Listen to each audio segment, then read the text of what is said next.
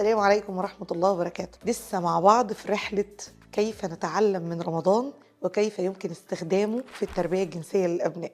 النهاردة بقى هنستخدم الطهارة اللي احنا بنقوم بيها في رمضان علشان العبادات، لأن احنا نحولها إلى جزء مهم جدا من تعويد أبنائنا على النظافة الشخصية. النظافة الشخصية جزء مهم جدا عند الأطفال، عشان لما نوصل لمرحلة المراهقة يبقى سهل جدا إنه يتحلى بسلوكيات النظافة الشخصية، لأن كتير من الأبناء بيحصل لهم مشاكل محرجة أو مواقف مع الآخرين نتيجة إنه ما خدش باله، لأنه بدأ مع مرحلة المراهقة تغيير في ريحة العرق، بقى فيه اهتمام بالجسد الجديد، الجسد اللي بينمو، الجسد اللي ابتدت تشتغل فيه هرمونات، فمحتاجين نتعلم مع بعض تفاصيل مهمة عن النظافة الشخصية. محتاجين نساعد أولادنا بإن احنا نوفر لهم كل أدوات العناية الذاتية والنظافة الشخصية، ونبدأ نرتب معاهم مواعيد محددة دورية لهذه النظافة، عشان ما نجيش في مرحلة المراهقة ونلاقي مشكلة إن في مراهق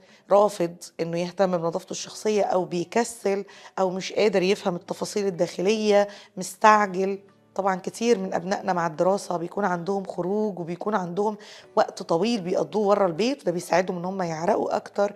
وبالتالي مهم قوي إن أنا أهتم بريحتي واهتم بطقوس النظافة الشخصية، خصوصا لو أنا هدخل مسجد عشان أصلي، خصوصا إن إحنا أثناء الصيام وأثناء العبادات في رمضان بنحتك بناس كتير وبنكون قريبين من ناس كتير بنحبهم، فمهم إن إحنا ما نأذيهمش بريحة مش كويسة، أو نكون عندنا عدم اهتمام بالنظافة الشخصية، لأنها بتأثر على اللي حوالينا وبتقوي صورتنا الذاتية.